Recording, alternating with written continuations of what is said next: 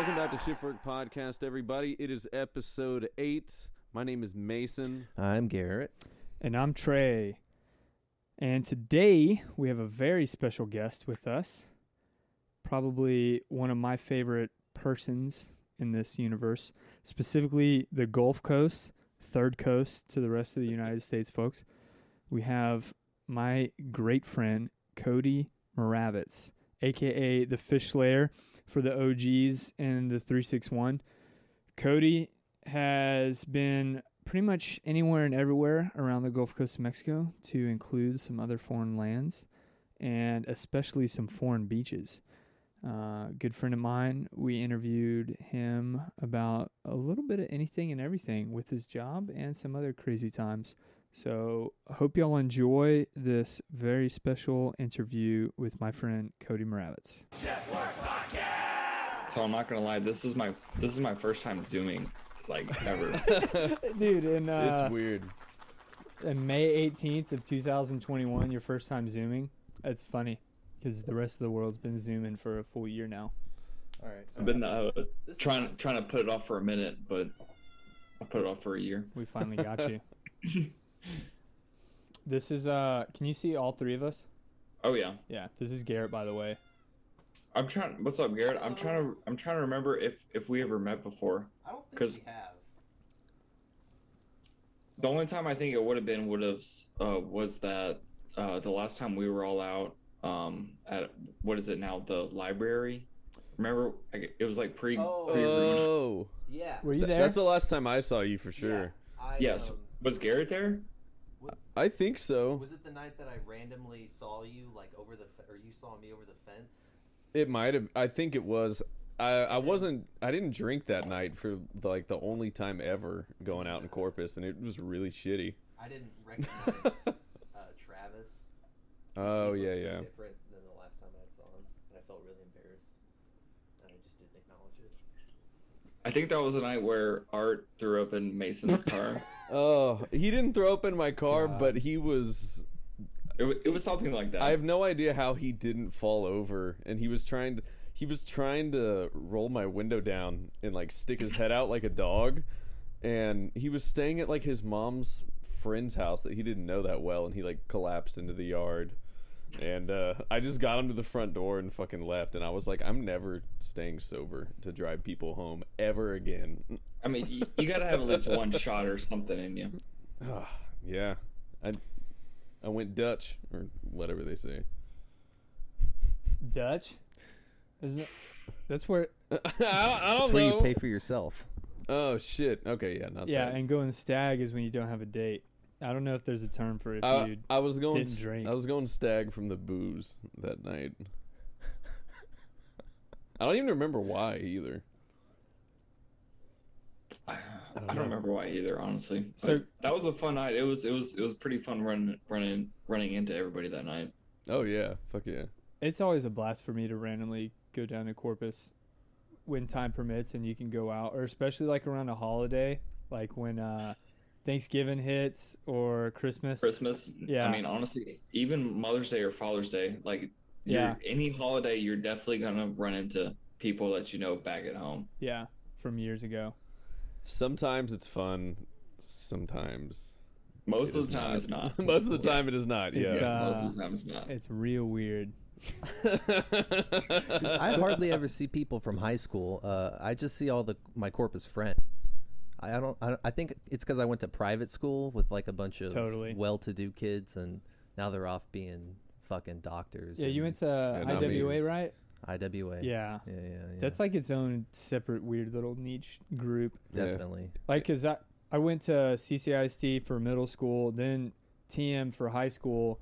So then I knew some folks from like the Bluff and whatnot. And it's like I just know a little bit of everyone from around. That's honestly kind of how I was too, you know, with the Bluff kind of being the last frontier, you know, like that was always like, kind of like the people that I never really knew, but it's kind of weird because now I live there. So Yeah. I feel like I know everyone. You go to Hell yeah. HEB with your shoes off? I mean, you could do that here. Man, they always dog on me because I've been to that Bluff HEB without shoes many times. And if I'm over the bridge on the island, and I'm not gonna wear shoes unless I'm at like Scuttlebutts. You know, unless I'm gonna get kicked out. Like Padre Island Burger Company, I'm not gonna wear shoes. No fucking way. No, yeah, you don't need to. So a funny story. This is probably about 3 weeks ago. There's a brand new grocery store on the island called IGA, which like they have one in Port A. It's kind of like an old school kind of grocery store. There was a couple dudes in there wearing just board shorts, no shoes, no shirt, but they still have their mask on, and they're just in there grabbing like fresh produce or whatever. It's just like only on the island, Totally. Hell yeah, I fucking love the island. So Cody, is this your first podcast, or have you been on a podcast before? Oh no, I've definitely never been on a podcast. This is probably the most I'll ever just like speak just openly, probably ever. I think I can't confirm, but I think Brandon was trying to get up like a sea level podcast or something. Yeah. perhaps. I think I saw that within the past month or so. He hit me up a while back, like what mics we used or whatever. But, yeah, I would have thought a guy of your caliber would have been on many podcasts throughout the 361 area code. Well, I mean, there's not a. First of all, I don't really know what you mean by my caliber because I'm not shit. And You're also, the goddamn fish slayer, man. Oh, I used to be, dude. that's throwing it way back. I haven't been freaking fishing, and honestly, it's like I haven't been legit fishing since late January. Woo. Just in terms of weather and just Yeah. work and stuff. Just What do you do now? Because I follow you on social media, and it seems like every day is just a weird, different adventure between being a large diesel mechanic to, I don't know, it's all over the place. I mean, dude, we do. That's like the beauty of the boat I work on is like we really don't hire out a whole lot of work, So any like especially electronics and stuff, we keep everything as much as possible in house. Except for the fact that we just had to do a 1,000 hour service, which we haven't had to do that on this boat since our boss bought it 5 years ago. And so with the freeze, it kind of, screwed us up in terms of getting a bunch of parts and stuff. But I mean, it's a little bit of everything, every single day. I mean, a lot of like people think it's just, we're going offshore and just slaying these big fish every day. But in reality, like twice a day, I'm just like scrubbing bird shit off the bow of this boat, like that's the legitimate side of it. For the people at home, what you work on a boat, like what do you do overall? I mean, I do everything. Pretty much it's a lot of just making sure we're ready to go fishing. In terms, I mean, it's everything, dude. It's just 100% knowing this boat inside and out, making sure everybody's safe if we're going to go snapper fishing 20 miles offshore, if we're going to go 180 miles offshore chasing tuna and marlin. I mean, the plumbing, the electrical, just everything. I mean, we do it all. Now, Go ahead. You go ahead. I was just going to say, I mean, we don't like, people think we go fishing all the time, and honestly, there's so much like behind the scenes maintenance, like the beauty of it is like whenever the stars align, once or twice a month, whatever it may be. Summertime way more than this time of year, but that opportunity to go out there and whack some fish, but it doesn't happen as much as people think. There's a lot of freaking, I mean, we got 2 toilets on the boat that, I mean, I'm the only one that cleans them, like my boss ain't gonna scrub them things. That's freaking my job, Yeah. What's the farthest y'all have taken it out? Like, man, by so that's days or like by location? Probably the furthest we've ever been out. I mean, we've been in the dead nuts middle of the Gulf of Mexico, taking the boat from like the Buda, Louisiana to Key West because we're trying to get to the boat to a shipyard in Florida or whatever. But probably the craziest thing we ever tried to do was, early 2020. Our goal was to head to the Bahamas, and we freaking made it there. And as soon as we got there, dude, freaking Rona hit. Oh.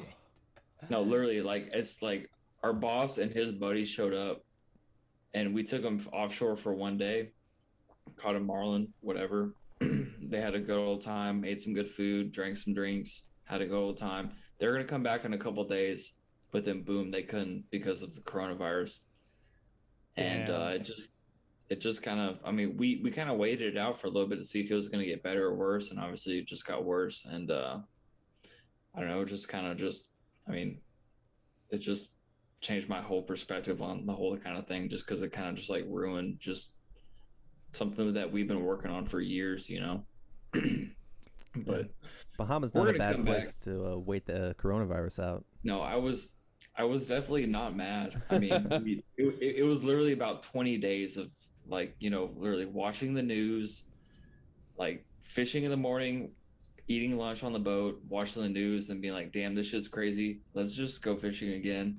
Until we get that phone call saying, "Hey, y'all need to get the hell back to Texas," you know, which eventually happened, and we went from it was in between 1,500 and 1,600 miles from the Bahamas back to Texas, and it was only my captain and I, and we did it in 6 days. We freaking hauled ass. Wait, it was Wow. just you two on this Yeah. massive sport Oh, fisher boat. fuck that. 60-foot boat. Well, yeah, it was kind of, it did kind of suck, but I mean, we had some crazy stories along the way. Oh my I mean, I will God. honestly never forget it. Like on the last leg, or I guess I should say the second to last leg, we went from Grand Isle, Louisiana to Freeport, and we pulled in this marina, and like usually people like people don't give us free shit, you know, like we're on a big ass boat, you know, like people are expecting us to kind of like, you know, like we're gonna pay for everything and anything, honestly, and we're gonna tip people and shit or whatever. This dude, we freaking pulled in there, and this guy was like promising us like, "Hey bro, y'all seem cool, I'm gonna hook y'all up with free diesel fuel." Damn. We're just like, "Okay brother," like No worries. So, random port in Freeport, this Yeah, guy dude, just comes this up guy to y'all was- and he's like, free well, yeah, diesel he's fuel? like we get there before dark, and the dock masters and stuff are like, "Hey, just so you know, like what happens after dark, like it's crazy around here. We don't know. There's like all this there's all this like barge traffic, and like there's all this stuff. Like what happens after dark, like if you need something, you better let me know now." It's like, okay, you know, and like sure enough, dude, like we ended up getting like thousands of dollars worth of free fuel, like free diesel. Just no questions asked. Just like, and like there was no reason for this guy to do it. Like it just 100% super duper sketchy. Was it red diesel? Did you look? Oh yeah, it's 100% red diesel. Yeah, it's all red diesel. Oh my God. Oh man. That, I mean, super sketchy though. That's like the name of the business for probably 90% of the people I've met in your career field, if you would call it a career field. Probably 90% of the Yeah. people out in the island who are natives to the island or Port A or Ingleside, because you go Aransas between Pass, Port A and Rockport. Ingleside and Aransas Pass, yeah, all over. They're all pretty sketchy. Oh yeah. I mean, you're gonna have your rough crowd, you know, your freaking salty freaking people. Like there's only so much you can do. I know obviously this is like something you want to do, but I applaud you for being able to make a trek across the ocean like that, because my one like biggest fear is the thought of being in like water with like not necessarily on a boat, but just in water and I can't see anything else, and like drowning freaks me out. Even when I've like flown overseas, when I look at the plane and I know how far I am from the coast, it like flips a switch in my head and I have to like fucking turn it off. So I can't imagine making a trip like that, even if it was like a huge boat with like a crew and shit. Like I don't think I'd stay sane. I think I'd have to see land again. There was one day I remember specifically, which was let's see, February, March. It was sometime April of last year, where we were going from Panama City Beach, Florida, and we were trying to shoot across to Venice, Florida, which is only about a 180-mile run. And we've been stuck in Panama City Beach, Florida for hell, I mean, like 14 days already. just like waiting for a window just to make this 180 mile an hour trek across just to get to the next step, middle part of Florida. And we get 60 miles offshore, and it's freaking like 8 to 10 foot seas. And I go down and like check in the engine room, open up the hatch, look in there, and there's more water than I've ever seen. Oh God. And I run up to the helm and I'm like, "Hey, Captain, you might want to go check this shit out. This isn't, like maybe we should like freaking start thinking about turning around because this shit just isn't worth it. We still have we have 120 miles to go, and we're in no position just to keep on like this." And sure enough, he goes down there. Like we both do, like, and that's the thing about working on a boat like this is like you get liquids washed up in certain areas where it's like, oh fuck, we might have a problem. Like you literally have to do the taste test. Like, is it fresh water? Is it salt water? Does it taste like shit? Does it taste like oil? God. Oh. I mean, we ended up, this is the first time in my life we ended up turning around, and like waiting another 6 days before we can, finish that leg of the trip. Like it was that nasty offshore. And like there was one point where I was like standing at the wheel while my boss was in the engine room, and I'm just like screaming to myself like, I don't fucking like this shit. Oh my God. Like this is not cool. Like it's like the perfect storm kind of shit. Like, Oh man. Holy not shit. really at all though, but kind of. I've had that moment in an aircraft at night over a sketchy country. It's one of those Ospreys where the two It's got the twin. yeah, it's got the twin. two helicopter rotary blades turn into propeller for airplanes, so it transitions. And I freaking was sitting first flight ever in one of these Ospreys. I still didn't even know that they were like a thing that the US was using, because up until this point I'd only seen the videos of these doing test flights and just crashing all the time, like horrible crashes and explosions, because the technology was so new. But the freaking Air Force is using these things for the folks I was with as like dedicated flights wherever they wanted to go. So we're flying into a different location one night, and they're like, yeah, we're just go line up in this bird, like Rooster 26 or whatever the fuck was their call sign. And so I find out where it's at on the flight line and just walk up, and we load our bags up and we take off, right? So when you have an airstrip, it took off kind of like a plane, not really like the helicopter portion at first. And so we kind of took off like a plane, and everything was normal, like you're, flying on an airplane, similar takeoff. Well, in the back, there's like this little laptop that the crew chief, who's also the tail gunner, can like go and check and type back or whatever. And he left the laptop down, and it's pitch black because you don't fly with nights over there. Yeah. You don't fly with any lights. And so I'm just sitting there at the end, and I'm like looking at this laptop because it's starting to blink. And I'm like, what the fuck? And so I'm able to read this, and it starts spewing these alerts that there's like 0 hydraulic pressure in one of the engines. Oh. And I'm That's not sitting good. there, and That's I'm not like, good at all. I'm like, does anybody else fucking see this right now?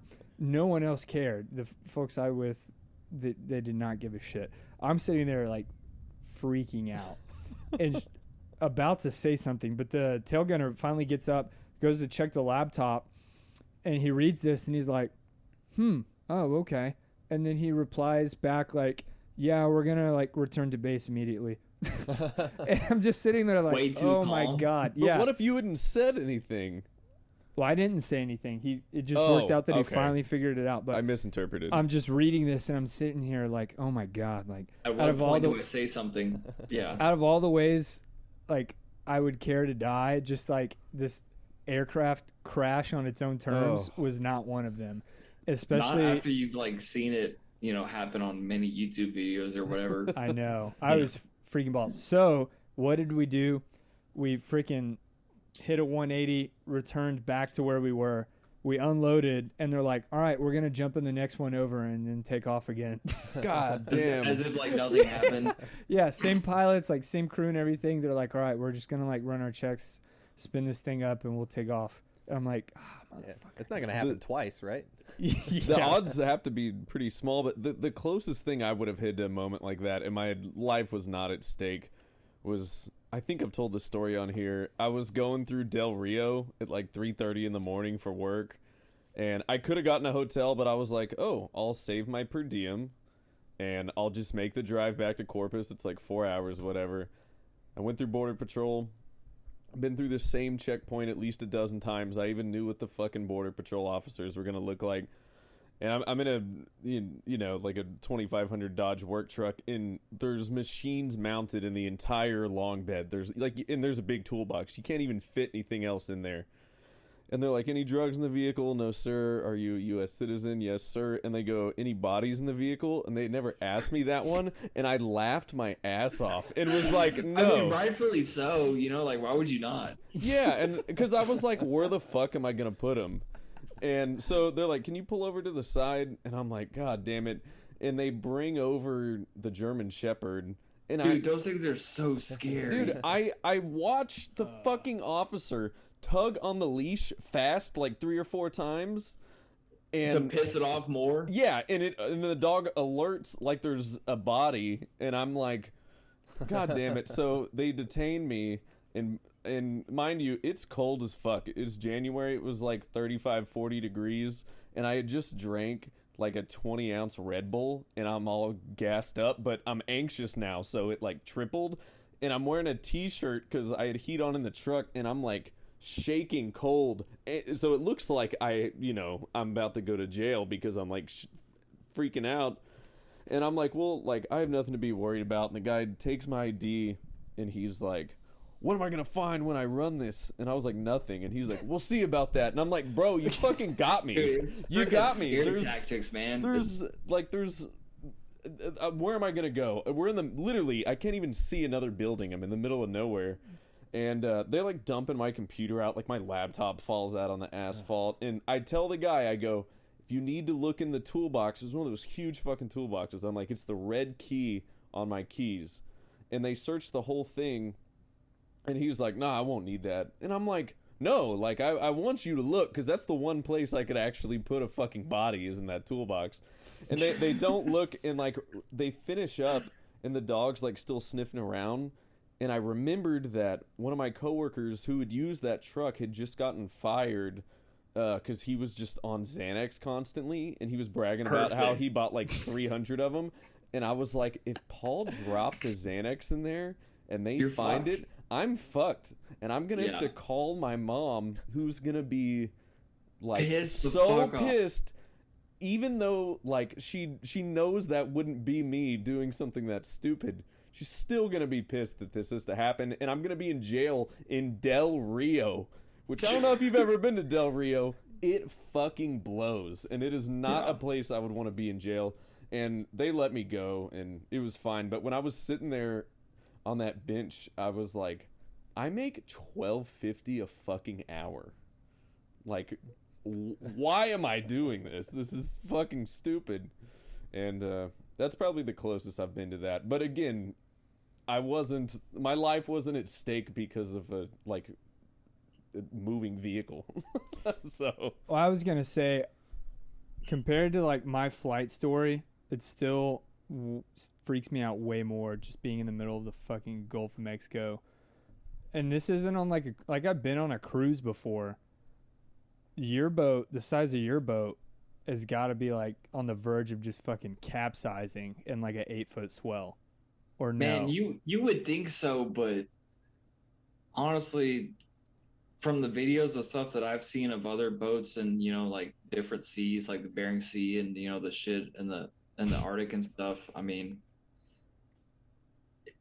it's not quite like that. It's, I mean, we have 2 of those. They're called Seakeepers. They're these gyro stabilizers, which counteract the wave action, which eliminate almost 90% of like the boat's roll. Like we still have the pitch and the yaw, but as far as the side to side stuff, that's pretty much all gone. It's like traction control for a boat, or what? Yeah. I mean, there's a bunch of stuff that says that this stuff kind of like repels away, fish from our boat while we're fishing, just due to the high frequency sounds and stuff.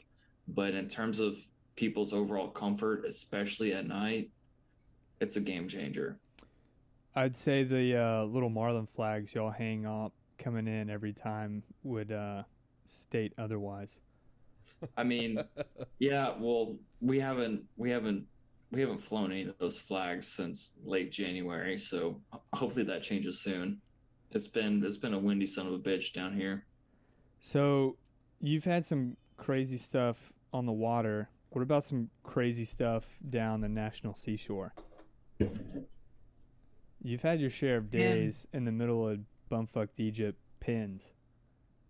Yeah, but I mean, so have you. You know, like you just were, like, I mean, dude, like honestly, like you could write a book about your freaking trek down the beach.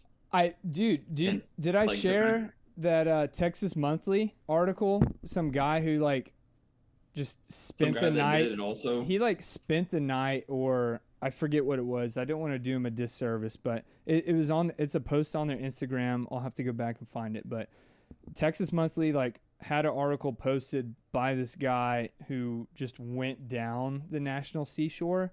I think he hiked the entire national seashore down to the Mansfield jetties, right? And so that's sketchy. from the national seashore, like from the national park headquarters to Mansfield. That's where like the 65 miles, right? Like 1 to 65. So he did like the 65-mile trek. And I'm reading this and I'm like, man, that's cool. But I could have had a fucking article on Texas Monthly. No, and it dude, would have you been could literally it write would a have book about that shit. it would have blew him out of the water, because we started at the Packery Channel and went walked all the way, down to That's so Mansfield gnarly. and then swam across the channel at which is dawn, literally nuts in itself. and like- then carried on down South Padre Island to the freaking South Padre Island jetties, and that was insane. And I Yes, will that- say that is literally a story like for the ages. Like you, like that needs to be in a book, man. It would make a great screenplay, and I imagine the poster, and it's like Trace sunburnt with like a Glock and like a mouthful of banana chips with like Costas on, like dipping banana chips. I have it's still on my Instagram. If you scroll way back, it's like a video of like day 2.5, because we started off hiking at night, so we would save ourselves from the sun, and during the day we would set up like a little poncho on one tent stake to provide some shade. There's zero shade down this beach, and we would try and sleep during the day. This worked for about the first day, and then after that you really can't sleep when it's like 100 degrees outside and windy and the sun's on top of you. And flies and shit. Yeah. So we're pretty much just fucked and tired the next 3.5 days. But there's a video of me, like I've randomly got like 1 bar of cell service, I think, and probably about 30 or 40 miles down pins, there's one of those giant like buoys that just floated up and was beached for, a couple years or some shit.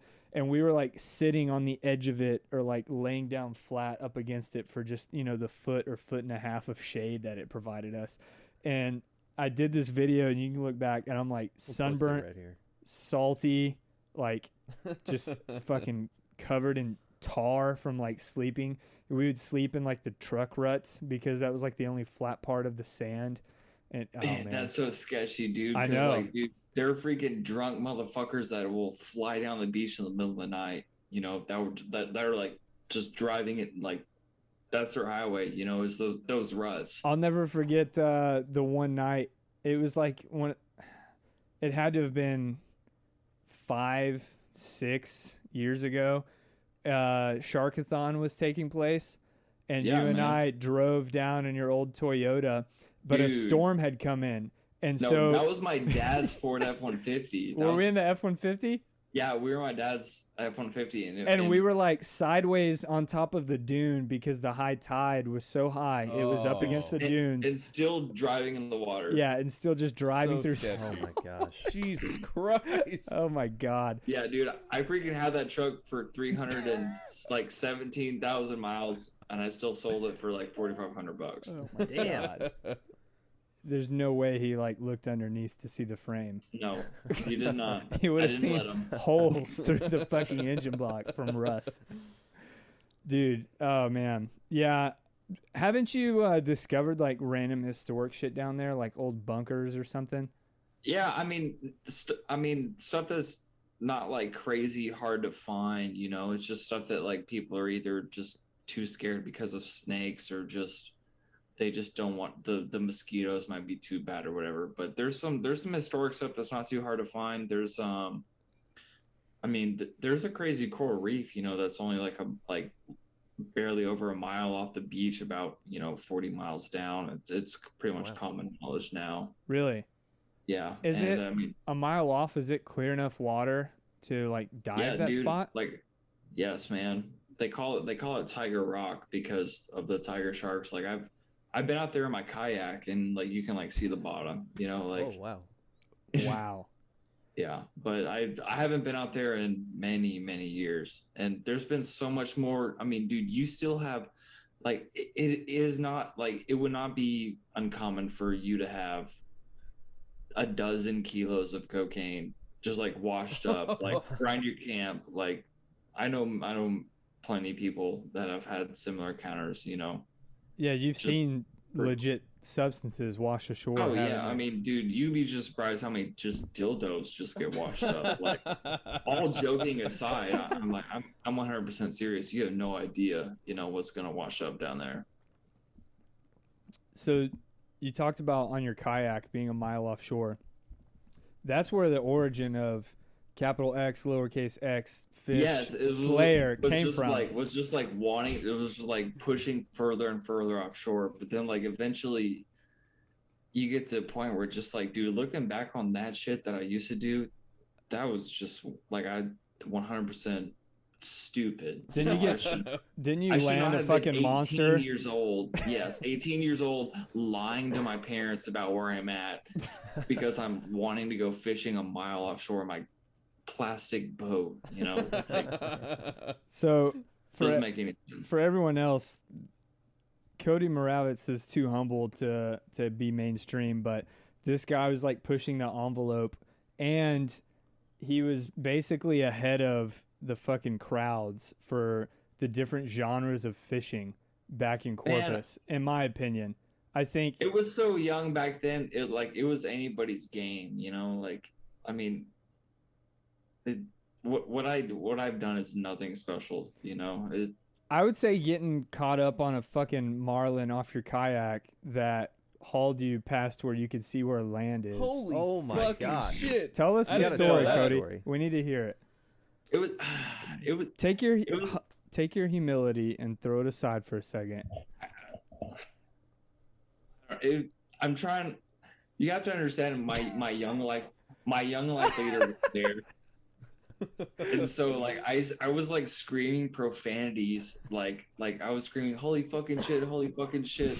I was falling asleep in my kayak with my young off feeder and Marshall Morehouse, and we were about to haul ass back in because the weather was getting a little sketchy, and I was literally falling asleep in my kayak drifting a bait, and next thing you know there's the sailfish just like jumping like right next to me. I'm like, holy shit, like this is actually on my line. And like my young off leader is just like looking at me like, son, you shouldn't be using that language. And I'm just like, you don't understand. Like I'll probably never see one of these fish again.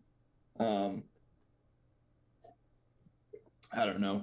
Fishing back then, like especially on the beach and stuff, it was so like you didn't have nearly as many people on the beach. The fishing pressure has changed just drastically. I mean, it's not just the fishing pressure. It's just the number of people on the water. I don't care if you're on Lake Austin, for that matter. Especially with the coronavirus, there's just so many more people getting outside, which is, I mean, we can't be mad at them for that. but it's just a weird, kind of just like transition, Yeah, so well, I mean, on that topic, we could totally expect them to like uphold some type of respect for being out there and like Yeah. abiding by the rules of the land. And see, that's where the beach is different. Is like I don't care if you're from Corpus or from wherever. It's like you're always gonna have these people that show up to the beach, and it's just like it's a freaking free for all, like Yeah. everything goes. And I mean, it used to be like that for us, like don't get me wrong. Have you ever had any run-ins with like some real asshole fishermen? Give me your numbers. I've had some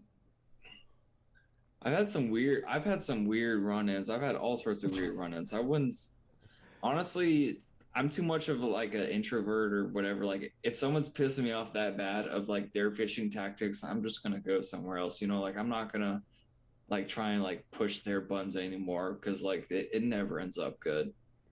Yeah, but I'm definitely. It seems like fishing people are real No, they're passionate total like about they what they freaking do. they freaking hate surfers. Like if you're trying to surf or boogie board or do anything where they're trying to half-ass catch a fish, it's sad. Like you shouldn't be that angry at people, like at families trying to enjoy their weekend. That's always my annoyance is when I go to the beach and there's people sitting there at like fucking JP Luby throwing a line out. Fishing way too hard in the middle of everybody. It's like and like the first gut where like these kids are fucking playing or like right off the second sandbar. Yeah. You shouldn't be doing that there. I mean, but like it's probably not the kind of guy you just want to go walk up to on the beach and be like, hey, you probably shouldn't be doing this here for these legitimate reasons. But now you had a transition though. So you started out being like the fucking kayak king and just nailing fish. But then you moved into shark fishing. And again, this is just my third party, outside looking in. That's when I kind of met you. It was around that time when you were getting big into the shark scene. And you weren't the pioneer of this, but you totally somehow made it cool and then cued, the generation of your age, my age, that like also started getting heavy into shark fishing at this time. I mean, one thing that I feel like connects all of us is like the fact that at that time, that was what, like 2013, 2014, yeah, 2015. Yeah, 2013, 2014. Dude, for us at that point, if you wanted to, you can make anything cool, That's that's true. Like if you tried hard enough, you can make it cool. I mean, for me, getting into the shark fishing was kind of like I grew up bait fishing down here. My dad was always very just strictly we're throwing artificial lures for freaking fish. We're never using bait, which is just asinine in terms of like a fisherman's mindset. Yeah. And then I started fishing the surf a little bit. I learned about the National Seashore, like how I learned about these crazy stories down there and all this stuff and just all this voodoo kind of bullshit. And it's like, let's spend a couple weekends down there, like some of my high school buddies from Carroll. We go camp down there, I mean, we're freaking 17, 18 years old. We're bringing cases of beer and fireworks and a couple of fishing rods. And dude, we don't see we don't see anybody for like, 2.5 days, some we're guns. Some guns. Yeah, dude. Me and Cole Binish, like, dude, we used to freaking. Did you say Cole Binish? Yeah. I went to elementary school with Cole Binish. Cole's was big in the shark scene too, back in the Corpus days. We used to go down there and we used to shoot. Dude, we used to shoot so many guns, man. Wow. Cole, like Cody, Cole, a couple others. You could tell like they were legit into it when they'd spend like thousands on just this custom rack permanently installed in the back of their truck. You didn't have one of the standalones, but Cole had that like aluminum. I had a scaffolding rack that I paid some homeboy, $300 to weld up. Some square tubing for your kayak. Yeah, I can afford that aluminum shark rack. Dude, I will say, Cody, you had the most recognizable vehicle I've ever seen in my fucking Yeah. life, because I lived on Southside too at the time. Let's talk And about I the swear to Fishmobile. God, it really made me realize how often you drive by the same people and don't notice. Because I would see you like 6-7 times a day. And I remember when I met you, you were bringing, it was something nasty that we bought, like a bottle of Kraken or some shit to me and Trey at like 4. Probably at- so. at, like, Yep, sounds about right. At like 4 in the morning at his parents' house on that side garage. And I remember you pulled up, and that's when I met you. And I was like, oh, I see this truck hundreds of times a week. Cody it's Moravits honestly- drove the south side and like east side of Corpus just for fun. Dude, just Yeah, zigzagging so- on Yorktown. Fucking. People, some other people call it that's me going out trolling. You know, I go out, you know, trying to find some trouble. You know, Dude, to set the scene, it's like a weekday, 10:30 p.m. in the south side suburbs. It's dark and quiet. Everyone's sound asleep. And then you just see these headlines like kind of fishtail into the fucking neighborhood coming in of this music old slowly turning down, metal music slowly turning I was about down. to say, you can hear something like Disfiguring the Goddess playing out all 4 windows, blaring, and he just pulls up. As he approaches, it turns down a little bit, but you can still hear it. He says, "Get in," and throws you a cold one. And then we would just go fucking drive, like Ocean Drive, Ennis, Ennis, Jocelyn, Campus, dude, like freaking- just A&M Corpus, or we'd get into the island and, oh my God, just cruise blasting around. metal, dude. I Yeah, miss those days. It's a classic Corpus move, just driving around. it really was. What else are you to do? I used to do the same thing, and then when I'd like think I saw my dad's truck down the way, I would like throw a cigarette and roll all my windows up. Dude, oh man. We there's the 2 of the nights that stand out the most is like when both of us we had to be like, well, I was at least 21 or 22, and we would go down to the Pelican when you started hanging with the Niati crew and those cats. Like right at the beginning of, you were like, hey, I may be like working for these guys full time, and you'd go out to the Pelican, and that is where you would meet the weirdest, sketchiest people, but they're like living hell on, yes, they're like dude. the prominent island folk living out there full time. And oh my God, I mean, you'd go in there and we'd sit on the back deck, and like this random drunk guy It's just hitting like on the clockwork. bartender would just buy shots for everyone because he has the money. You remember when we turned around and there's a Dodge Viper, and it just like drunk drivedly pulled into a parking spot and like jumped the curb, and then he just backs hold on. up. What color was it? Like yellow, probably. Oh, damn it. Okay, because fucking Denny Bales has a Viper. He's my old neighbor. Wait, Danny Bales? Yeah, the Gulf the Coast fucking- Humane the Society, fucking- the Diamond Humane Man. Society guy. Yes. Yeah. He's the only person I've ever met in my life with a Viper. He used to live across the street from me, and it was like a lavender color. This is some real deep Corpus shit that no one else will get. But Dude, he those was Danny Bales commercials used to. With Dude, the the 2 big Dalmatians. he's super Yes, dude. creepy. Oh, were they and Dalmatians? nobody knows this, but you remember Jacob Sudoff, the realtor that was fucking everywhere? Like, he sold every fucking property. My dad had to deal with him a bit. He was having sex with Denny Bales, and there was like a Yes. 35-year-old age gap. Yes, dude, And- Danny Bales was gay as fuck. Oh, man. yeah, which I knew he was gay, but the fact he was dating Jacob Sudoff, this like 21-year-old successful realtor, Denny Bales's He'd been like 50 nephew at the time. shot me in the back with a BB gun when I was catching tadpoles when I was 10 years old. Oh my God. Jesus Christ, man. It's Sorry, crazy I didn't how mean all to these interrupt fucking you. No, intertwined circles. No, yes, like how like It's like a Corpus Christi's ex #1 jeweler came out of the closet. it's like a cat's was cradle, via man. commercials. Dude, those Humane Society commercials used to freaking mess me up. They were worse than the Sarah McLachlan "In the Arms of an Angel" songs with the Dude, dogs in the fucking cages. He was a folks. good dude though. He would have like whatever the maximum amount of dogs you can have, like 6. He would rotate them with dogs from the Humane Society that wouldn't get adopted, so he'd always have, so, Oh, so I'm they sure could the get, dogs so had a they good could life. get out and yeah. But Hey, so funny story about Danny Bales. He it was actually my first job. Actually, was at HEB on the south side. You know, Saratoga and Staples. Yeah. Yeah. I was like Wait, bagging groceries. HEB Plus or the old one on Everhart in HEB Plus, Saratoga? no, HEB Plus. You worked at at the- HEB Plus when it was brand new? Yes, and at the time it was like the biggest and baddest HEB in the state. Hell yeah. Oh yeah, it was yeah. the first HEB Plus in Still Texas. my Yeah, favorite Those HEB. live cooking demonstrations were the best. I'm still scared to go in there to this day. Regardless, Danny Bales would just he would dude, this guy in HEB, he's just like sweating profusely, just like walking around just like bagging his groceries. It made me sweat, you know, like it was freaking Oh wild. my god. The dude was a trip. Let's just put it that way.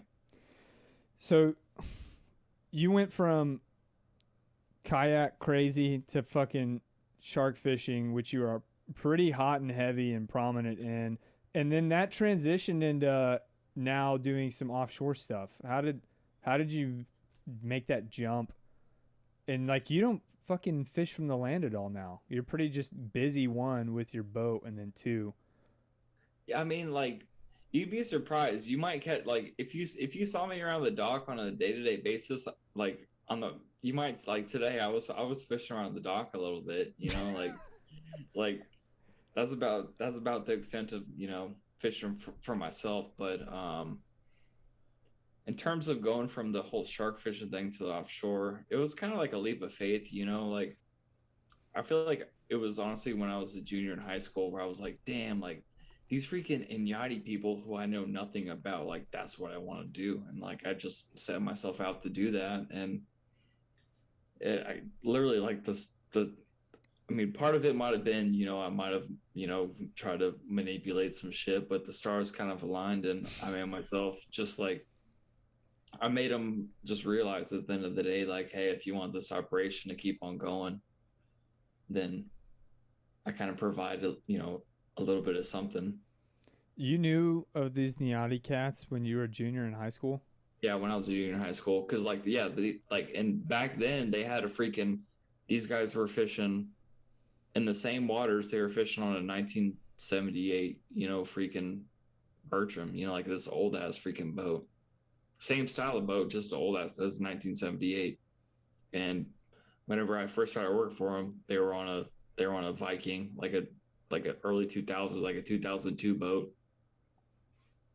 And that was kind of like my first kind of introduction to this whole thing, was like going to Florida and like bringing a boat back, and like, damn, dude, like, this is some rowdy shit. Like, we're not taking the inland channel, you know, the intercoastal waterway.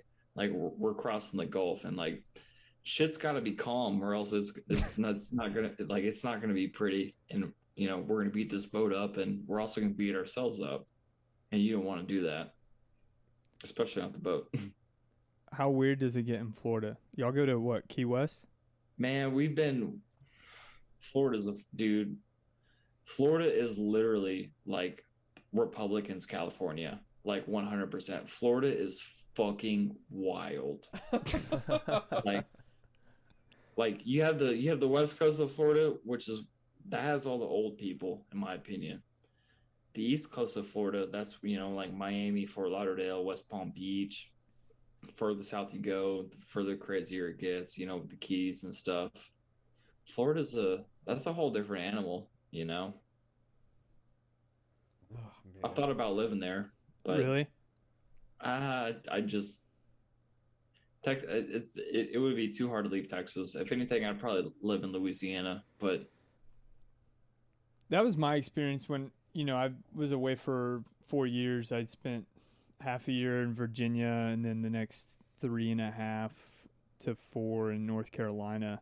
And I'd been to some other countries. I'd been to Cali for just a short visit, went up and down the east side of the U.S., but I always just missed being back in Texas for whatever reason. You know, I've been across the U.S. for a good chunk of it, different states and places, and it's like just nothing really compares. Still I'll always live in Texas, I think.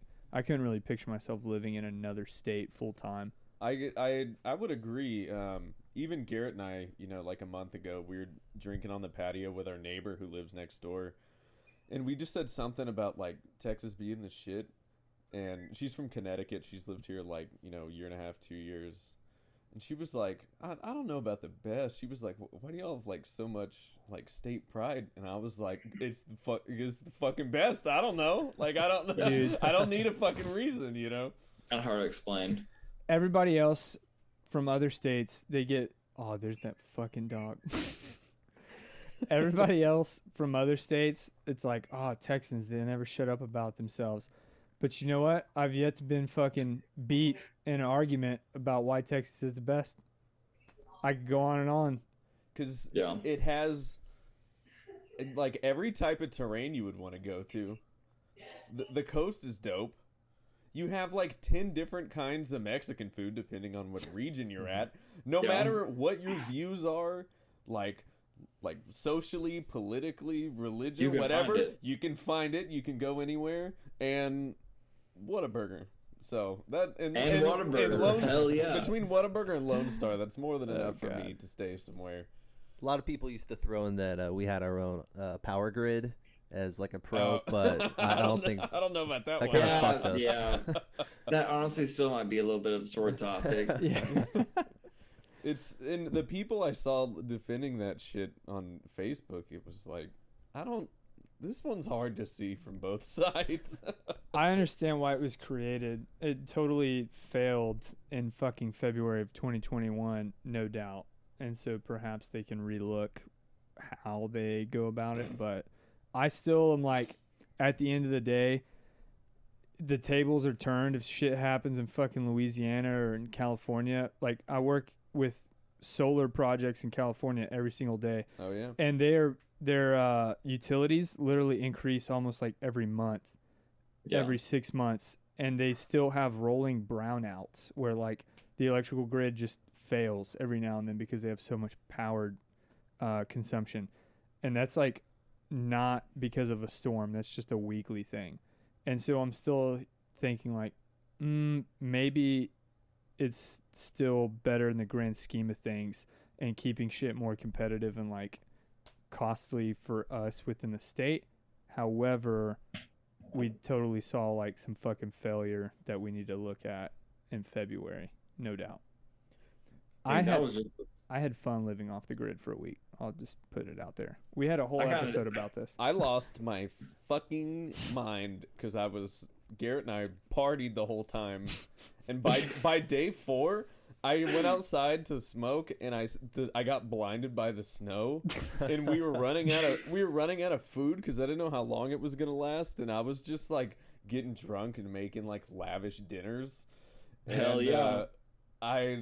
I really started to go nuts. We were watching just like dumb shit on Netflix, and it was like Groundhog Day. And this is completely off topic, but I'm gonna say it before I forget. Every time Trey brings you up, Cody, I literally just think gay boobs. God damn it. Oh, we used to fucking watch Nick Swartz. Nick Swartz, Nick dude. Swartz and Pretend Time. Diarrhea Island. What was the robotic cat? Do you not remember that, Trey? It was the robotic cat. I don't remember I that know what one. you're talking about, but I can't We're- remember what it was called. Also, the fucking grandma, where it's like, I can't get this gallon of milk. Oh. You're so strong. Oh, this gallon of milk right here? Pretending like you're like so Nicholas. strong. Nicholas. Oh man, the dumb shit from the fucking old days. Yeah, man. The good times. Isabel tells this story of one of the first times I had taken out to her to like Water Street, or we'd been on a couple of dates before, and this other date, you could call it a date, we really just went to go hang out. She like had to go get groceries and run some errands, and I was like, well, I'll just tag along. And she got so pissed off because I showed up with a fucking Yeti tumbler with like 3/4 of Kraken on ice and some juice. Dude, so I was just sipping Kraken, and she's like, thought I was, 1, an alcoholic, and 2, thought I was such a douche because I like fucking went to HEB with her with the Yeti tumbler of Kraken and to go run errands. And I was like, this is all I'd known for the last year. And I haven't had Kraken in so long. Dude, Kraken is painful. dark. I can't It's do dark. it anymore. I had one bad night with it at one point, and never again. We'll have to dive deeper into my fucking walking the entire National Seashore experience one day. Dude, I need to write that down. the best part was when Trey got back. He was so hungry. I took him to the hibachi buffet, and you walked out at your parents' house through the front door. And you were so sunburned. You were walking with your legs completely straight, and you're getting in my car like like screaming. You gotta send me a picture so I can put it in. Oh, I have a fucking video clip where I took like a diary journal on my Instagram. I'm back. Nice. Track. Yeah, I'm writing down Cody a note to talk about on a later episode. My entire experience on the National Seashore when we walked that whole thing. Dude, honestly, like you should honestly write a book about that shit. I think. Well, I'm gonna need your help, and we'll have to sit down one day and just like go over it once more and write a small, like people post like short story books. Yeah. We could probably get that published by a shit publishing company and like just sold. I think that'd be really cool. You can get anything published on the Amazon yeah. bookstore. Yeah. But how dope would that be? And then like maybe we get it reviewed by some folks and then Texas Monty picks it up. I mean, honestly, just getting that story out there, just a huge step because like, dude, We no one's experienced some like, crazy shit. no one's done that, like no one's really like the only people that have done that, they're going the opposite way, Well, they like, go down to Mansfield and stop and turn around. dude, there's a lot of people that freaking swim that channel, man, waiting for Really? waiting for their coyote to pick them up on the National Seashore. Oh fuck. Yeah, no, dude, there's freaking shitloads of game, like game cams that are like Yeah. tied into satellites, like I found them before. Well, night two The and a drones. half. Yeah. The We're drones. sitting there, me and my Dude, buddy, yes. and we alerted the park rangers, but we're walking down the beach and we watched quite literally on a clear starry night, we watched a fucking drone zoom down real fucking close and To check us freaking out check for a you out. while. Yeah, And then we watched it. It looked like a fucking alien, and then it just took off again. that's freaking Border Patrol and Customs for sure. Hands down. Trey actually just got probed that night and doesn't remember. I felt like it. Well, dude, I could tell you another story about running into illegal immigrants within 5 feet in the middle of the night, in the middle of the brush at that ranch I used to train at in ROTC in Falfurrias. Orale. And it had a power line that goes all the way up that highway that runs north and south. And so they would follow the clearing of the power lines as like a guide rail. Yeah. And so like we're at this one ranch with the fucking power lines and I'm by myself at 1 a.m. doing land navigation at night with just a tiny little red light. And I'm like walking up to find my point and I hear some leaves crack. And I'm like, oh shit, is that a pig or something? And I like look up and shine my light and there's like 12 people just sitting there like, Hell no. I got fucking scared. I Fuck I yeah. took off because hands down, a good majority of the people who are crossing through there like don't want anything to do with me. They're just going about their business. But then it's also you don't know if it's someone who's fucking lethal or sketchy or has a weapon or some shit because that totally exists too. But what were we fucking talking about prior to this? You being down the National Seashore. Well, yeah, we got into that after you went peepees. Cody, have you ever had any nasty run-ins with like park rangers or anything? The Turtle Patrol. I know, especially what you've been doing for a while is all, like there's no reason to have anything like that happen, but just any kind of misunderstandings or anything? I mean, I guess I got two stories immediately off the top of my mind. We need both. I mean, like, don't get me wrong, like going out there is kind of like the wild, wild west, especially offshore, and still kind of down the beach. I mean, we go out there, like, I mean, some of us like to, maybe hit the little fish whistle, little peace pipe, you know what I'm saying? There was like one time where we were so close to our final stop with a big ass boat, and these game wardens pull us over, And like we're 100% legit. Like they don't even like they're like, yeah, we just want to see your fish, and they check our fish. They're like, yeah, we have no idea what those even are. We're like, okay, perfect. Where was this at? This was in the Corpus Christi ship channel, Oh my like God. we've already gone past Port Aransas. We're trying to get back in our boat slip or whatever. Like just freaking. I mean, we might have had a little bit of that THC stuff. Some of that weed. Yeah, the devil's lettuce. Yeah, some of that devil's lettuce that we just fucking that I was just like at the last second just like threw a bunch of like all of our safety equipment I just threw on top of the weed. Like like, do you have a fire extinguisher? Yes, right here. Do you have flares? Yeah, we got that too. Do you have whatever it may be? Yeah, we got it. Another time was it was with Lily, and this is probably 2019, and a lady unfortunately passed away. She drowned due to foul play on the National Seashore about 30 miles away from us. Oh God. The funny thing is, like, she was down current of us, downwind and down current of us.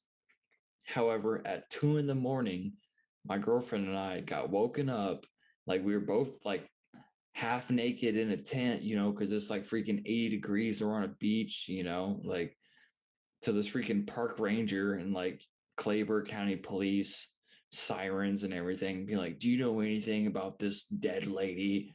I'm just like, holy shit. I'm just like, dude, I'm freaking, I'm half asleep, dude. I don't know anything about that. You're about, 40 miles the wrong way. That shit happens way more than you would think. That's a conundrum on pins though too, is because it's like a random split between Clayburgh County And and Nueces, Nueces County, and there's they there's a really major gap between law enforcement. and it's a national park too. So So there's like so 3 different jurisdictions that don't know federal. how to work amongst each other. Yep. And that's one thing that Friends of Padre, I mean, it's not that's something that we necessarily deal with, but it's a pain in the ass, like you got all these freaking, like you talk to one agency and you're like, you're cool with them, but then, like something happens in this other agency, they have no idea what was going on. Yeah. We had, before I did my trek, we told like the park rangers, Which, and that was I mean, about good it. on y'all, because Yeah. like those are the people that, like if That's who shit patrols the were- beach. Exactly. And but like even them, dude, those park rangers are honestly like only supposed to go down to the end of the jetties and back like once a month. Really? Which is, yes, man. Well, I mean, last time I checked, Yeah. but I mean, still, like, if that's the case, that's asinine. Like, at least once a week, dude, there is still so much shit that gets moved on that beach. Like, it's freaking crazy. That's what's neat about it though too, and it's literally to the point of being spiritual, is like that land is still to this day in 2021 almost untouched. Yeah. And due to weather, it's going to be a little different every time you go down Yeah, there, for too. sure. 100%. That giant buoy that's been there for years could have floated off in the last storm or some shit, or I a couldn't new tell you one because I coming haven't up. been down there, dude. I haven't been down there in like a freaking year, you Yeah. know? But no, that old stomping grounds. Oh man, freaking so now is Niani like based out of Port A, and y'all just go to Ingleside for the slip, or Oh, we go to Ingleside. Like there's a shipyard over there that we go to that's kind of been, it's kind of one of those, I mean, like it's kind of hard to explain, like there's the owner of the boats of Inyati have been going to see this guy at this shipyard, for like 30 years, and what so do they this do to guy, each other? nothing like that. Nothing like that. I mean, we might put some funky bumper stickers on each other's vehicles in the shipyard, but nothing quite like that. The last thing I want to do at least ask about is you're wearing your Friends of Padre t-shirt. This Nalgene we got right here has the sticker. Hell yeah. I got those couple stickers from you. and try and rep it when I can. Talk a little bit about rest in peace, Billy Sandifer, and some of those crazy stories. Do you have one that comes to mind? Dude, I mean, It's like a founding father of the National Seashore, right? yeah, I mean, he's honestly like my utmost probably motivation, you know, in terms of just like following your heart and, you know, doing what you want to do, like whatever that may be. Like I mean, in terms of doing shit work, I still take care of his wife's um I mean his wife's property, you know, like I still mow the grass and weed and everything. And he went absolutely crazy planting stuff back in the day for like hummingbirds and other birds. As a matter of fact, I just got chewed out a couple days ago by his, you know, wife, Joy, just being like, he would plan all this shit, you know, and by the time I would come home, he would already tell me start pulling weeds. Um, Freaking Billy. Um, There's a post on the your first time, Instagram. So if you scroll down, and it's like in his living room or some shit with the AKs on the wall and the yeah, fucking. dude. Yeah, he had an AK. Yeah, he had an AK-47, which I own that gun now. That's my gun. Oh, that's awesome. I own that. Yeah, I own that AK, but it was a toss up between the AK and the Sega 12 Street Sweeper. I was like, honestly, I'd probably rather own the rifle than the shotgun. But Yeah. yeah, no, it was going over there and I was just listening to Billy just talk about stories like this crazy old salty bastard dude, and like he wrote logs, and I mean we're friends at Padre. We're in possession of all of his logs, and we have one of our board members going through his daily logs, you know, for like 40 years, you know, and he's going through them, and he's given us a pretty good synopsis of, you know, like his aspects and stuff, which is, I mean, just it's artwork, you know, like I mean, he he wasn't a writer. He had very bad, you know, like shorthand, I guess you'd call it, you know, but just his ideas and like what he would put down just from what we've gathered so far has just been, I mean, you can't really call it science, you know, but there is a science aspect to it, especially in terms of the birds and stuff, you know. There's a poetic, spiritual, and science aspect to it, I would say. This guy, I mean, you think I of mean, Roger Krager's like 40-year-old pirate song. He's yeah, like a dude, modern it's day the same pirate. thing. Yeah, I mean, he grew up in Alice, you know, like he freaking like whenever Bob Hall Pier was, you know, first freaking like the first time it opened, he was in the parking lot selling freaking Mexican weed and shitty cocaine, you know, like this like this was his life, you know, like he lived down the beach, you know, for a year and a half, just like completely just off the grid, which I could imagine doing that where I'm at right now, much less down that, you know, salty freaking Netherland. It's crazy. I barely lasted 4 days. Dude, you literally need like while it's still fresh on your mind, you need to document your experiences, any memories you had like doing that trek, because that shit is just unheard of. Like no one's done that before.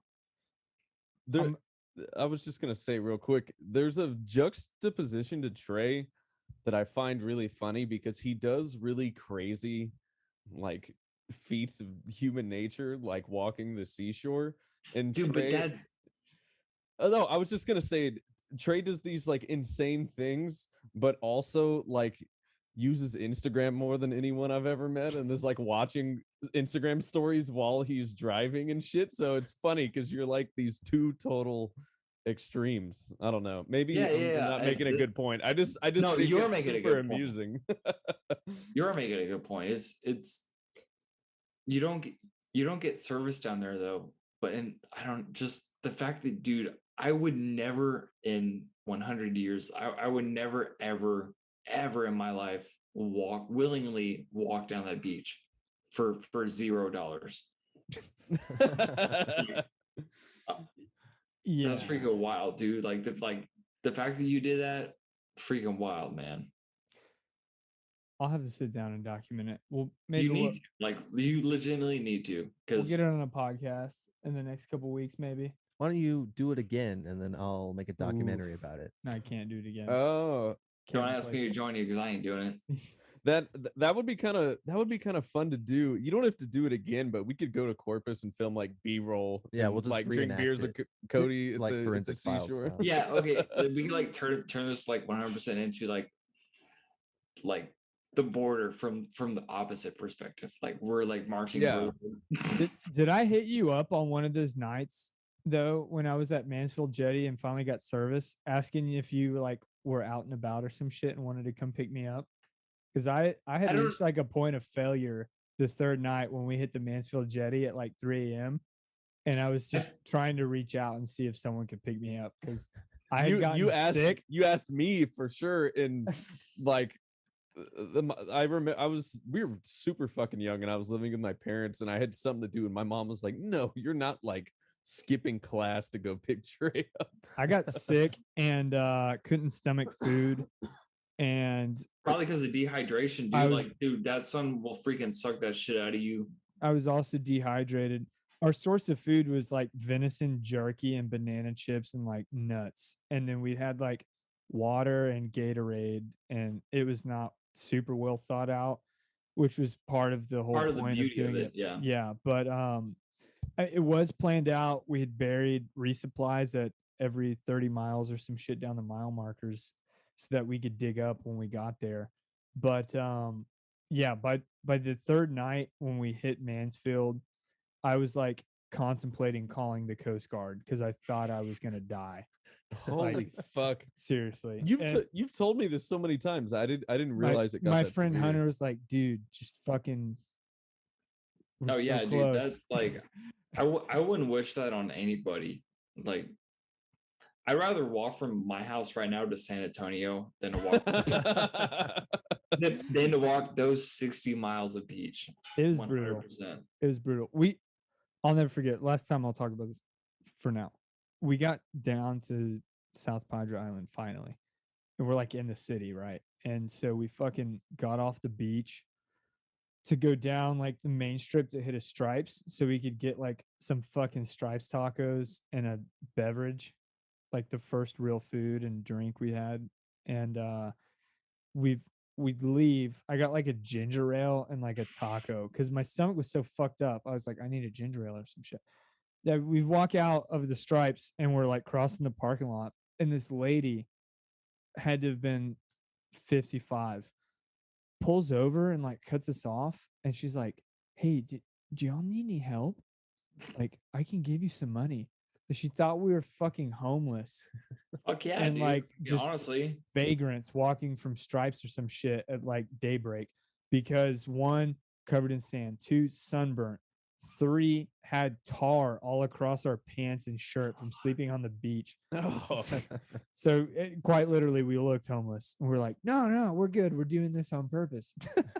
And we were at that point, we'd reached a high because we're like, all right, keep 5 on or 6 miles until we finally hit the South Padre Island jetties. And we had some drunken tourist bimbo like take a picture of us at the jetties. I don't know where that picture's at, but yeah. Oh man, So I would love to see that. we like finally made it. Thank God. I had lined up too when I was at the Mansfield jetty. I found a friend I went to high school with who was like in South Padre Island for business, and he damn. had a hotel room with an extra bed, like fucking whatever higher power was on our side at that point. And so we took a bus to his hotel at the Hilton, and like we're able to shower and like go get some fucking food and just chill in the room in the dark for a night before we headed back to Corpus. So thank God that happened. Shout out Austin Worthington. But yeah, crazy story. We'll have to dive into some of the details and the crazy things we saw some other time for sure. I just want to make sure you go into some detail about the fact that you swam across the Mansfield jetty because like no one ever needs to do that, dude. Like that is freaking so risky. The freaking bull sharks that swim in that shit. Well, I was about to say it was right at daybreak, like when those motherfuckers It doesn't matter are what out time. searching for food, right? They're out there yeah, looking. I mean, honestly, time of day really doesn't matter. If I was gonna swim across that channel, it'd probably be the middle of the day. I forget what we like threw something in the ocean that floated just to see like how strong the Or current was yeah, or where some the current shit. was going. Yeah. And we like hit our trajectory against the current, so hopefully it would like float to where we were trying to go and didn't get fucking sunk out into the ship channel or the giant granite rocks out there. But Yeah. we took a dry bag with us, so we threw what we needed to stay dry in the dry bag and basically broke down into like our underwear and blew the dry back up as a floaty. And then we just kind of side stroked it across. That channel's got to be what, 250 yards wide? Maybe. Yeah. I mean, Yeah. depending on where you cross, I Yeah. mean, too long, longer than I would ever want to cross. That was the only scary part for me was the sharks, maybe. The funny thing is like whether you realize it or not, you literally had Border Patrol and Customs being like, check out these motherfuckers, like going the opposite way. Like, Dude. I guarantee you that happened. Oh yeah. Well, I know for a fact because I saw the drone come in and check us out, dude. and there was no one south or north of us for miles. This is probably the coolest thing about being on pins is you can literally be in one location and no one is around you at all for 10 miles at least, plus or minus on both sides of you at some points. Yeah, which is like, I mean, whenever like we were teenagers, like we used to go down there, that was our escape, like you would be 20, 30 miles maybe, like back in the day. It's not really like that anymore, but for whatever reason, it is what it is.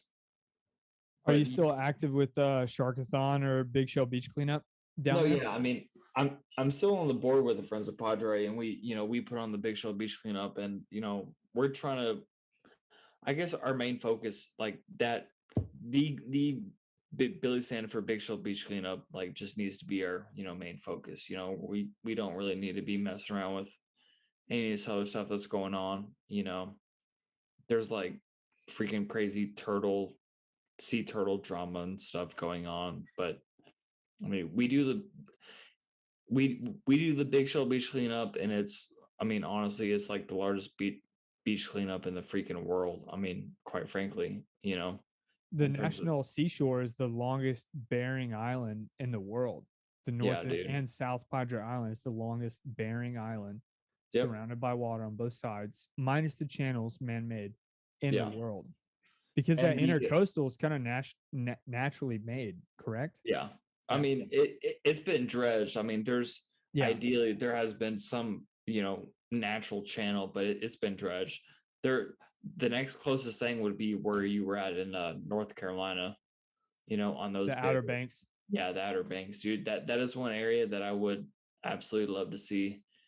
I probably won't see it anytime soon, but I mean, the fact that you got to hang out there for a little bit, take in all that was pretty cool.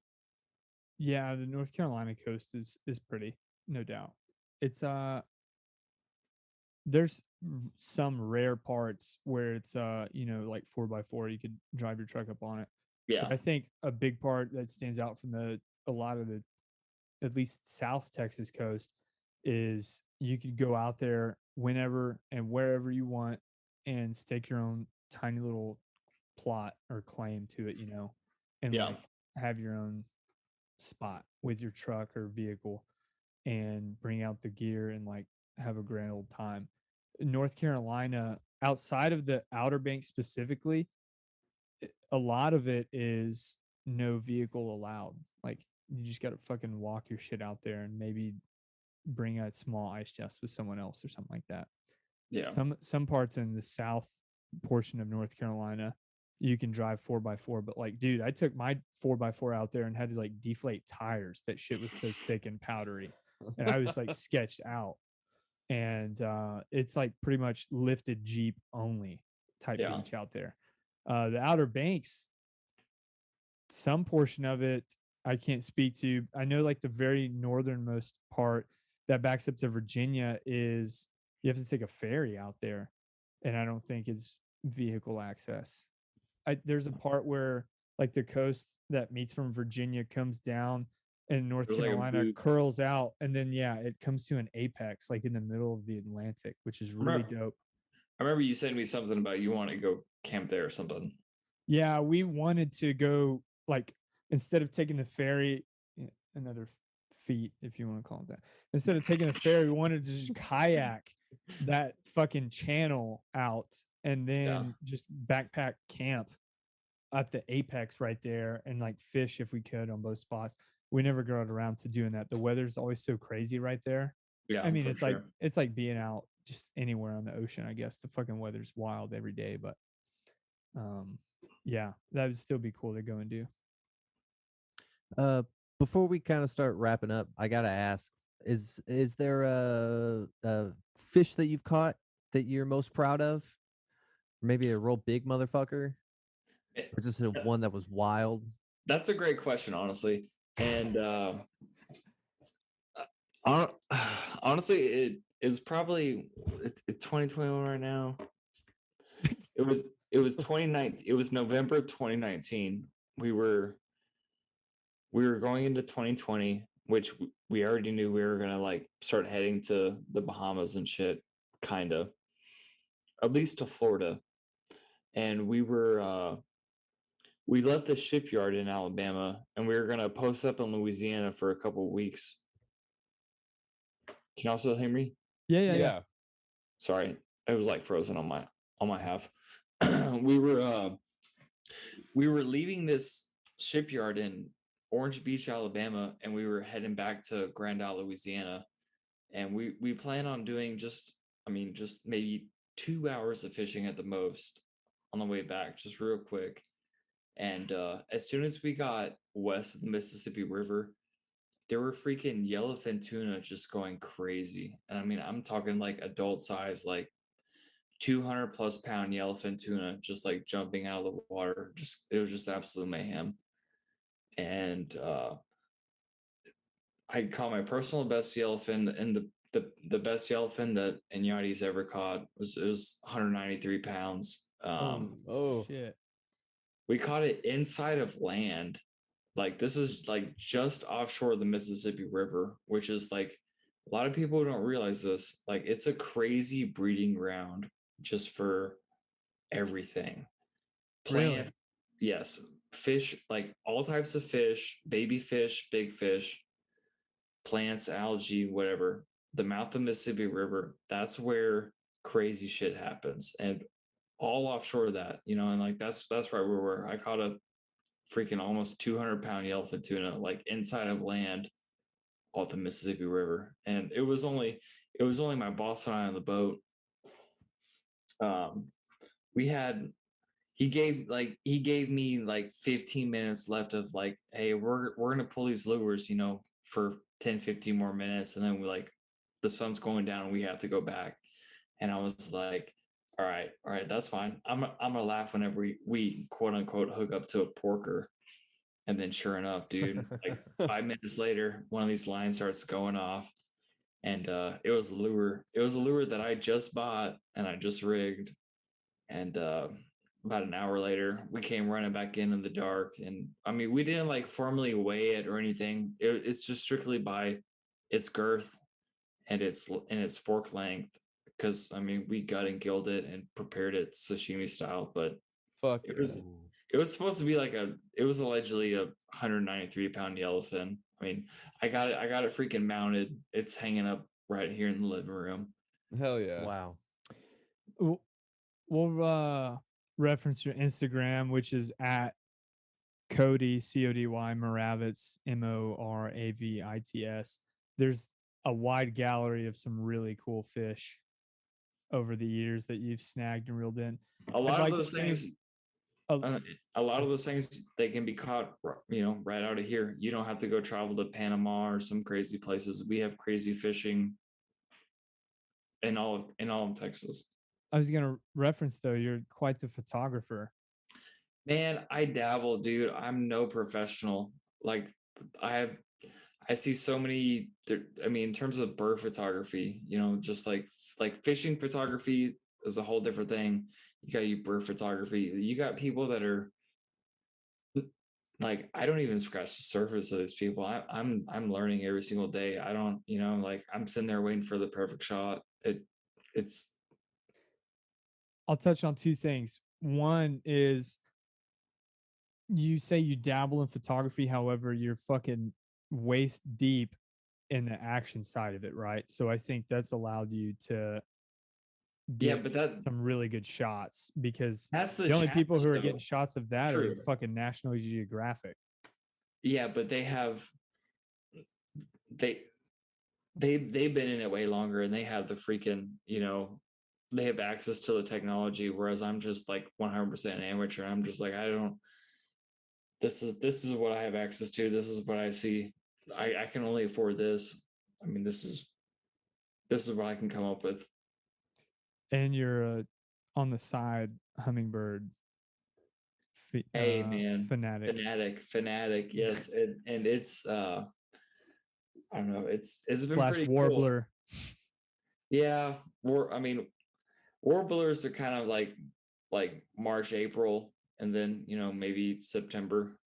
It's like people don't understand how many different species of birds migrate through our like Corpus Christi, Texas, and honestly, the flyway still extends through Austin. Like just Texas as a whole. Like it's a huge migratory pathway for, I mean, little birds, big birds. I went to high school with the guy who's a bird photographer now. His name's Andrew Orgill. Really really talented dude. Uh, Do you follow him on social media? I don't know.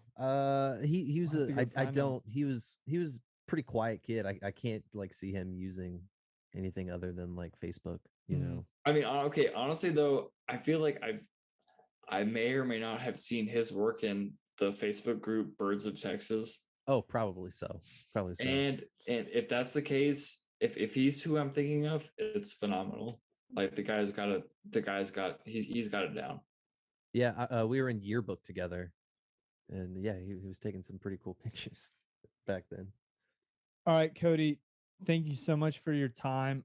You've listened to some shift work episodes before. One thing we like to do is give a bump at the end of the episode, which is basically, I mean, what would you call a bump, Mason? A bump can be anything or everything. If you're into a band or a movie or a food, or like I like the broad bumps too. Like Trey just bumped boats one time and like dogs one time. Yeah. Last No, episode, there's no rules. Whatever you're feeling right now that's got you fucking coasting. What are you sipping on, dude? It's have you ever heard of it? It's called Shutter Home. Oh yeah. It's a shitty wine. Oh my god. If Lily can hear me right now, she needs to fucking culture my boy. All right, you got a bump? You got a bump for us, Cody? Yeah, I want to give a bump to my girlfriend for always being there for me and supporting me. And I mean, it's not supposed to be a savvy, some sort of savvy thing, but I do a lot of the questionable shit that she doesn't really question. She only questions the stuff that she shouldn't question. She doesn't question the things that, Lily's a ride or die. She is a ride or die. That's my she's bump. she's gonna cure the red tide one day. I hope so. Someone needs to.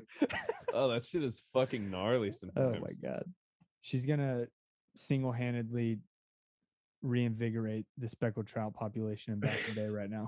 Hey, dude, it's bad, man. There's no fucking trout out there at all. I know. Yeah, I was just down there fucking baffing in the Badlands and shit this past weekend. You should be catching trout. 2 weekends ago. We only had drum redfish. A guy that came in to Billings next to us was filled out on tiny trout, and it was kind of like, you motherfucker. Yeah, it's like my dad calls me and like not ethical.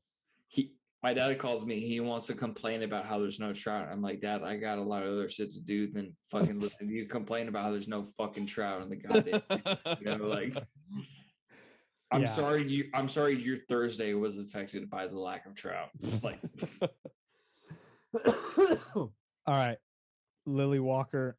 Her name was in the top right of the Zoom. Yeah, this is not my Zoom. I wish it was. Mason. Oh man, this is gonna be strange, but I've been eating lunch at Whole Foods because I work next door, and there's this weird expensive shit called water kefir, and I have no idea what it is. You need to try it. No, been drinking I'm it. obsessed with it. And there's no caffeine in it, and it gets me fucking juiced like I drink a Red Bull, and I can't stop drinking it. I might need you. I might pay you to send me some. Oh yeah, I'll send you what like brand it is. It's apparently like an Austin company. And you can just buy it like by the case, which honestly I should do because I've spent way too much money buying one individually every day.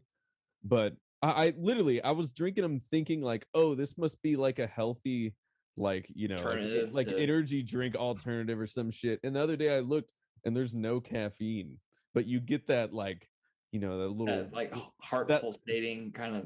yeah, shot with kinda- like, and you can feel like the niacin and the Red Bull, all your nerve endings, Yes. and then you, Yes, and queen. then you slam your bloodstream with some nicotine. It's the best part of my day. This is the Yes. only reason I like waking Mid up. morning, post shit. Exactly. Slam it, do post shit, slam that shit with caffeine. And the thing that sucks about that being my favorite part of the day is because if you either try to do it again later in the day or just skip it and do it at night, it It's doesn't all work. downhill from there. It doesn't work, and I don't know All what it downhill. is. So I believe it's Buddha's Brew. That's what it's called. But I'll send it to you, Cody. They have a few flavors. It's like a kombucha company, but they started making this shit. Kombucha's scary. Yeah, it's like I love kombucha. it's like craft beer that has no traceable amounts of alcohol and cleans your stomach. I don't fucking know. That's weird to me. But what do you got this week, Garrett? I'm gonna bump my great grandpa. Francis Close. He was, I think, the first commercial fisherman out in Rockport. Early 1920s, somewhere in there. Out in Copano Bay and all the surrounding areas out there. If you go to the fishing museum in Rockport, he's all up in that thing. Nice. That's freaking Oh right. yeah, I didn't know that. That's awesome. Yeah. That's dope. Well, thank you, Cody. It was super cool having you on. I knew I'd you'd like to have bump- some. Oh shit! I thought you did yours. I'm a fucking Jesus asshole. Christ, Mason. The fucking Trace just said so much shit. I thought he was done. Let Trey have his fucking minute. God, fucking Sorry, disrespect. I didn't want the dead air. It started. I'm sorry. I would like to bump crazy, and I don't. Fuck. Mason can help me when I coin this genre. He Okay. can help specify it, but I would like to bump crazy metal music, reference shit like Disfiguring the Goddess Slam. and Yes, sir. slam. What was that car something car? Car bomb. Car I know bomb? Cody fucks a car Yes, bomb. Yeah. Okay, Mason, Like- you play with car bomb? Like, Oh yeah, Like- absolutely. dude. Cody and I legitimately found car bomb. I'm pretty sure you showed me car bomb a very long I time don't know ago. if I I'm did. pretty sure. I'm not saying that, but I'm just saying I organically found car bomb, and they still blow my mind. Like whenever I want to get amped, whenever I want to freaking, I'm fucking blasting car bomb, and they're still making me music. Cody and I Okay. were two Southside Corpus white kids raised in like fucking Alan Jackson and shit.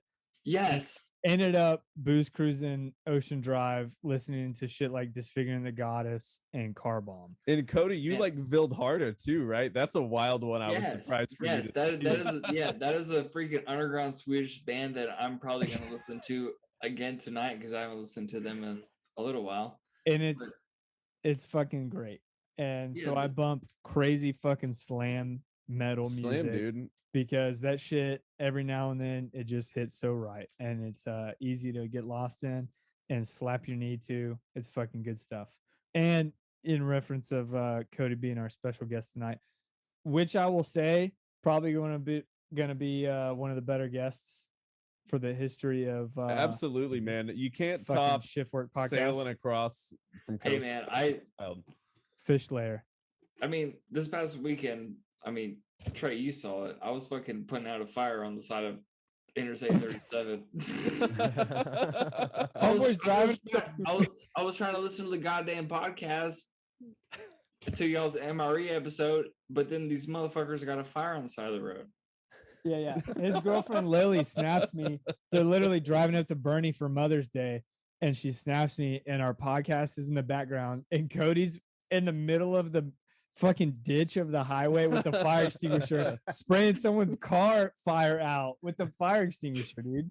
Like only this guy. God bless the Moravits family from the Catholic priest of fucking Cimarron, St. Philip's right here. I wish it would extend through me, but it's probably not going to.